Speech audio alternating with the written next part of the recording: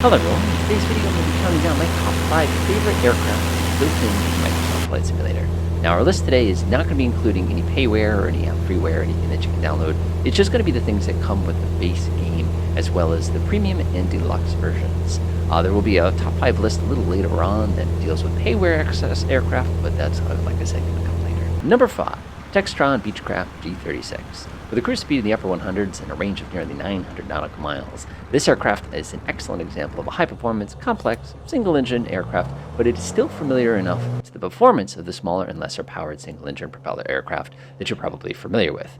The avionics are very easy to use, and the autopilot is very effective. Its ability to go from relatively low speeds to high speed makes it versatile, as well as very familiar. The modeling of this aircraft is solid, although the default pancake view doesn't do justice, in my opinion, to the scale of this aircraft. It is truly much a bigger beast in person than it appears on the monitor. I like to use it for almost anything, especially local operations or times when you need a little higher performance without needing 10 times the runway.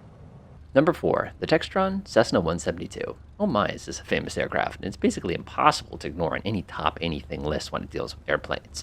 I've personally flown more hours in Cessna 172s in the real world than any other small propeller-driven aircraft. An MSFS comes with the G1000 and a conventional format for those of you with the deluxe edition. In addition, it is one of the more common aircraft for me to do videos and demonstrations of because it's just simple. It's easy to handle, and it's also quite durable for those rough landings. It's a great plane to land on, and the later versions of it have sophisticated enough avionics to enable you to fly anything from overhead approaches to complex departure procedures out of major airports. The range averages about 500 to 600 nautical miles, depending on cruise settings. Not on a good day, you can expect about, let's say, 120 knots out of it. It is certainly not the fastest aircraft on this list, nor does it climb all that well, but it is still great, efficient, and easy to learn on airplane. Number 3. The Cessna Citation Latitude. This is another aircraft for the Premium Deluxe Edition, but wow does it impress. With a range of nearly 3,500 nautical miles, a ceiling of 45,000, and a cruise speed as stupidly high as Mach 0.84, this is a fantastic cruising airplane for nearly any type of journey short of crossing the Pacific in one hop. The aircraft looks amazing on the interior, it handles amazingly, and has an avionics suite that is incredibly easy to use for any type of flying. Start up and shut down is a breeze, and the autopilot can get you where you need to go with a very, very little fiddle. Unlike the CJ4, the Latitude possesses a working autothrottle to make things easier to handle, and its small size and ridiculous climb rate makes it a fantastic aircraft both for small and large airports. This aircraft is our only jet on the list today, and as the regular jets, while they're pretty amazing on their own, a little overshadowed by some fantastic third-party modifications. Number 2. The JMB VL3. The VL3 is a unique airplane to say the least. Not only is it an ultralight aircraft weighing right around 1,000 pounds, it is also a retractable gear aircraft, and it has a FADEC and a constant speed propeller. This plane is crazy to say the least. It has a takeoff and landing distance measured in, people's driveways.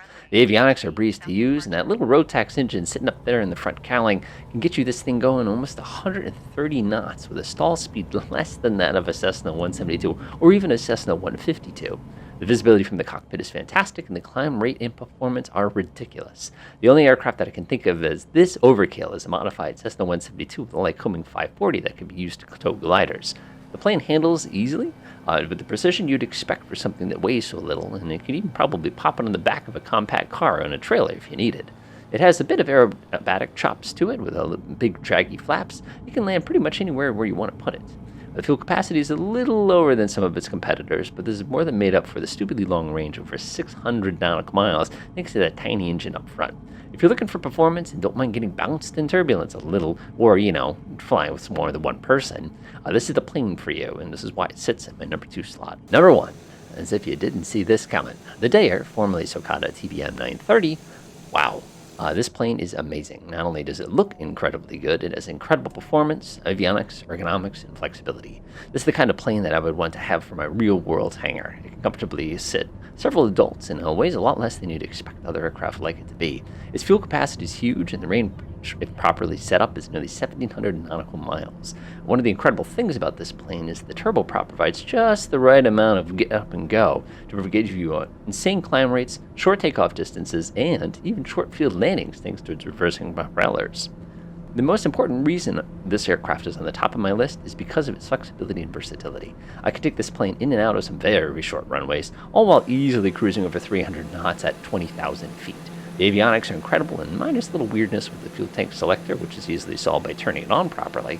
This plane is amazing. It even features some heavier plane options, such as weather radar, and some very powerful anti-icing capabilities. The retractable landing gear are very, very tough, and they're going to take some really, really hard landings if you need to, even some soft field if you have to. And despite its extra weight, the handling, believe it or not, overall is light enough to precisely put it right where you want it on the ground.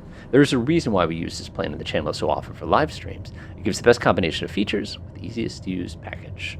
There are so many planes in Microsoft Flight Sim to pick on this list, and while some of the big airliners and the Cessna 152 did make the list, it was quite a process to pick. There's 40 airplanes to go through, and I kind of had to narrow it down somehow. And again, as always, enjoy.